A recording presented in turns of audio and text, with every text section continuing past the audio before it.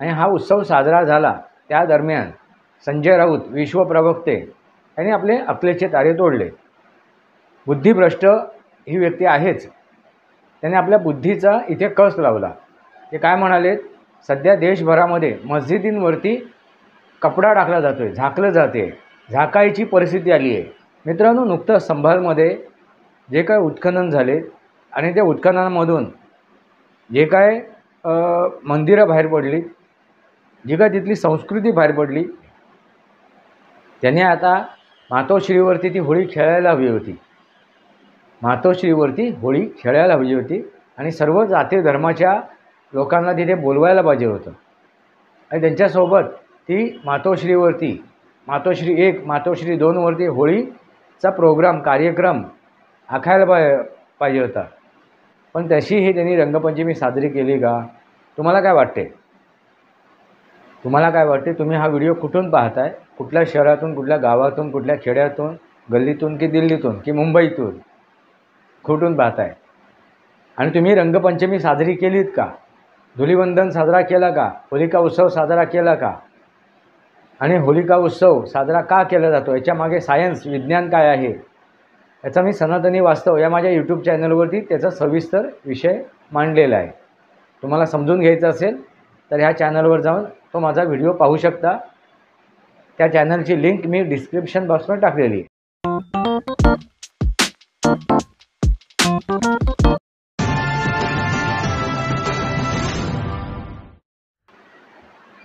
नमस्कार मित्रांनो, वास्तवावर बोलू का त्या शृंखलेमध्ये पुन्हा एकदा आपलं स्वागत. मी आपला मित्र राजेश वासंती साबाजी केळुसकर. मित्रांनो, कालच धुलिवंदन साजरं झालेलं आहे. होळी हा उत्सव साजरा झालेला आहे आणि हा उत्सव साजरा झाला त्या दरम्यान संजय राऊत विश्वप्रवक्ते यांनी आपले अकलेचे तारे तोडले. बुद्धिभ्रष्ट ही व्यक्ती आहेच. त्याने आपल्या बुद्धीचा इथे कस लावला. ते काय म्हणाले, सध्या देशभरामध्ये मस्जिदींवरती कपडा टाकला जातोय, झाकलं जाते, झाकायची परिस्थिती आली आहे. कारण का, मस्जिदीवरती रंग उडवलं जाते. यांनी हे विधान करून कोणावरती आरोप लावले आहेत? तर हिंदूंवरती. याचा अर्थ काय झाला, तर हिंदू मस्जिदीवरती रंग उडवतात आणि जी शांतता आहे, जी एकात्मता आहे, एक अखंडता आहे, ही हिंदू भंग करतो. सांगण्याचा उद्देश काय यांचा, तर हिंदू आता एवढा उपद्रवी झाला आहे 2014पासून की तो आता मुसलमानांना ह्या देशातून हकलून लावण्याचा प्रयत्न करतो आहे. हा देश कसा आहे, तर धर्मनिरपेक्ष आहे आणि ह्या देशात हिंदूंना जागा नाही आहे. हिंदूंनी आपला तोंड वर करून बोलू नये, हिंदू धर्माला किंमत नाही आहे, हेच जणू सांगण्याचा प्रयत्न केला. मित्रांनो, तुम्हाला काय वाटते?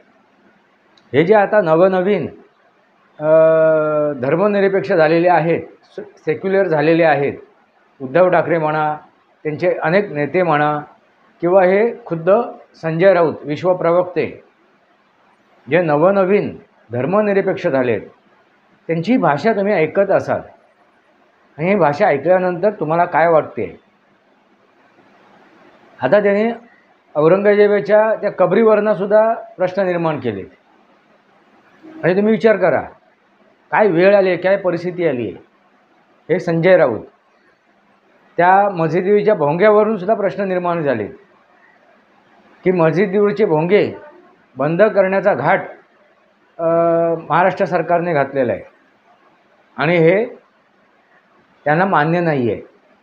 का, तर आता ते मुसलमानांचं लागून चालन करत आहे. हे उभाटा ही जी संघटना आहे, शिवसेना उद्धव बाळासाहेब ठाकरे. आता शिवसेना हे नाव अगदी नाममात्र आहे, पण उद्धव बाळासाहेब ठाकरे ही जे संघटनेला नाव आहे, ह्या संघटनेने आता हा घाटच घातला आहे. सांप्रदायता म्हणजे दोन संप्रदायामध्ये वातावरण गढूळ झालं आहे. याचं जणू ते अगदी पोटतिडकीने मांडत आहेत आणि याच्यात दुःखी कष्टी कोण आहे, तर मुसलमान आहे.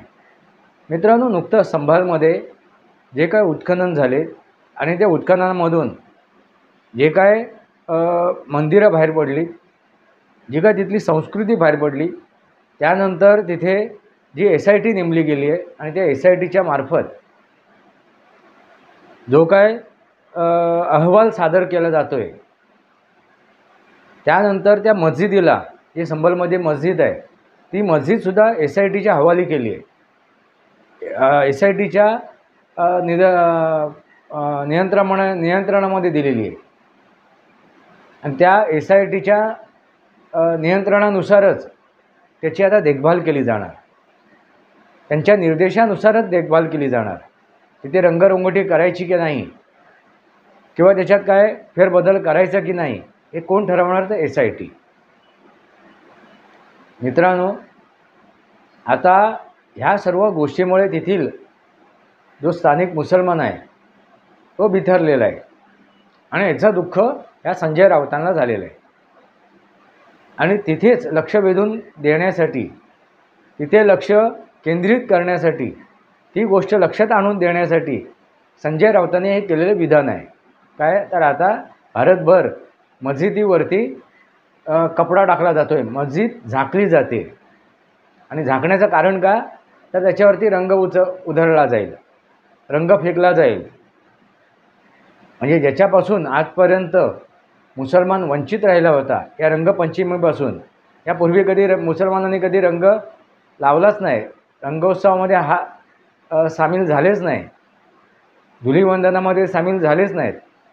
मित्रांनो, यापूर्वी जर तुम्ही बघाल तर हे मुसलमान तरुण रंग लावण्याच्या उद्देशाने हिंदू मुलींना स्पर्श करत होते. पण हिंदू मुलींना रंग लावू नये. पण मुसलमान मुलाने हिंदू मुलांना लावलेला रंग चालेल, कारण ते धर्मनिरपेक्ष आहे.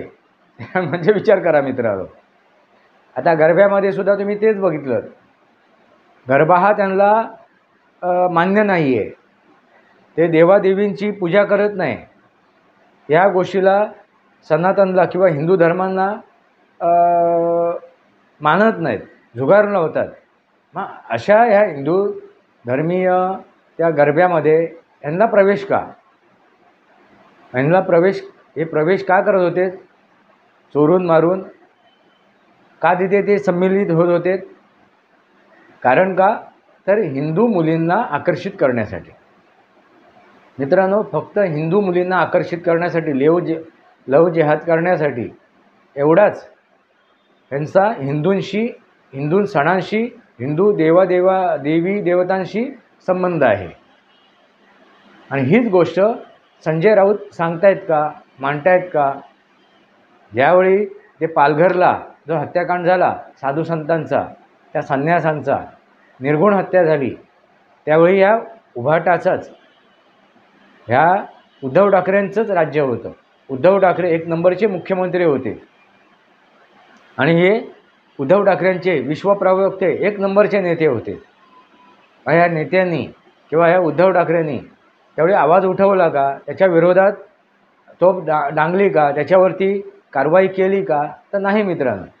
मग आताच हे जे उठले आणि ह्यांना पोटतिडकी झाली आहे का? तर ह्यांचा हिंदुत्वाचा अजेंडा भारतीय जनता पार्टीने यांच्याकडून हिसकावून घेतला आहे असं त्यांना वाटायला लागलं आहे. मित्रांनो, मुळात ह्याने हिंदुत्व कधीच सोडलेलं आहे. ह्याने आता सेक्युलरिझम स्वीकारलेलं आहे. ह्याने धर्मनिरपेक्षता, तथाकथित धर्मनिरपेक्षता, कारण धर्म हा एकमेव आहे, तो म्हणजे सनातन धर्म. त्यामुळे धर्मनिरपेक्षता हा प्रश्नच उद्भवत नाही. पण धर्मनिरपेक्षतेचा बुरखा ह्याने ओढवलेला आहे, लावलेला आहे त्या विश्वप्रवक्त्याने आणि त्यांच्या एक नंबरच्या मुख्यमंत्र्याने उद्धव ठाकरेंनी. त्याने आता मातोश्रीवरती ती होळी खेळायला हवी होती, मातोश्रीवरती होळी खेळायला हवी होती आणि सर्व जाती धर्माच्या लोकांना तिथे बोलवायला पाहिजे होतं. आणि त्यांच्यासोबत ती मातोश्रीवरती, मातोश्री 1, मातोश्री 2वरती होळीचा कार्यक्रम आखायला पाहिजे होता. जसं ते इफ्तार पार्टी साजरी करतात. आता नुकतीच गेल्या वर्षी इफ्तार पार्टी त्यांनी साजरी केली मातोश्रीवरती. मग ते आता रंगपंचमीचाही सोहळा साजरी करू शकतात. बॉलिवूडलासुद्धा बोलवू शकतात. आणि आदित्य ठाकरे बॉलिवूडशी आता संबंधित आहेत. म्हणजे विचार करा ना मित्रांनो. पण तशीही त्यांनी रंगपंचमी साजरी केली का? तुम्हाला काय वाटते? तुम्हाला काय वाटते? तुम्ही हा व्हिडिओ कुठून पाहताय? कुठल्या शहरातून, कुठल्या गावातून, कुठल्या खेड्यातून, गल्लीतून की दिल्लीतून की मुंबईतून कुठून पाहताय? आणि तुम्ही रंगपंचमी साजरी केलीत का? धुलीवंदन साजरा केला का? होलिका उत्सव साजरा केला का? आणि होलिका उत्सव साजरा का केला जातो? याच्यामागे सायन्स, विज्ञान काय आहे? याचा मी सनातनी वास्तव या माझ्या यूट्यूब चॅनलवरती त्याचा सविस्तर विषय मांडलेला आहे. तुम्हाला समजून घ्यायचं असेल तर ह्या चॅनलवर जाऊन तो माझा व्हिडिओ पाहू शकता. त्या चॅनलची लिंक मी डिस्क्रिप्शन बॉक्समध्ये टाकलेली आहे. असो मित्रांनो, महत्त्वाचा विषय काय तर संजय राऊतांना आता पोट तिडकी झालेली आहे, पोटात दुखायला लागलं आहे. कारण ते आता काय झाले आहेत, मुस्लिम धार्जिणे झाले आहेत. मुस्लिमांचं लांगून चालन करत आहेत.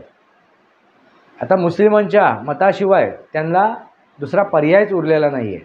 कारण ते दिसून आलेलं आहे 2024च्या निवडणुकीमध्ये, लोकसभेच्या निवडणुकीमध्ये काँग्रेसची मतं म्हणजे काँग्रेसची जी विचारधारा होती, मुस्लिमांचं लांगून चालन, तीच विचारधारेने स्वीकारलेली आहे. आणि त्याच विचारधारेनुसार ते आता काय करत आहेत, राजकारण करत आहेत. मग त्यांना मुसलमानांची मतं साधणे गरजेचं आहे, मुसलमानांना खुश करणं गरजेचं आहे. म्हणून ते वक्फ बोर्डावर सुद्धा बोलतात. वक्फ बोर्डाच्या जो कायदा आणलेला आहे त्याच्यामध्ये जे परिवर्तन आणलेलं आहे वक्फ बोर्डाच्या कायद्याच्या, त्याच्यावरती सुद्धा आक्षेप नोंदवलेत या उद्धव ठाकरेने, या विश्वप्रवक्त्याने. मित्रांनो, संभलमध्ये जे काय घडते आहे ती हिंदू संस्कृती बाहेर पडते. आणि हिंदू संस्कृतीला आणि हिंदू संस्कृतीनुसार तिथे जे मंदिरं सापडली गेली आहेत, तिथे एक जसं ह्याचं मोहनजोदडो हडप्पाची संस्कृती आपल्याला दिसली उत्खननामधून, तशी आता हिंदूंची संस्कृती तिथून बाहेर पडली आहे, निदर्शनात येते आहे. ह्याची पोट तिडकी आहे कोणाला? या संजय राऊतांना. असंच म्हणायला हरकत नाही. मित्रांनो, तुम्हाला काय वाटते? संजय राऊत यांनी आता सुनता केलं आहे का? आणि तुमचा सुनता झाला असेल तर त्यांना लखलाभ. तुम्हाला काय वाटते मित्रांनो? वास्तवावर बोलू काय या शृंखलेला सबस्क्राईब करा, बेल आयकॉन दाबा. माझे विचार पडसे लाईक करा, आपले विचार कमेंट बॉक्समध्ये मांडा. तुर्तास इतकंच. भारत माता की जय. वंदे मातरम. जय भारत, जय महाराष्ट्र, जय सनातन.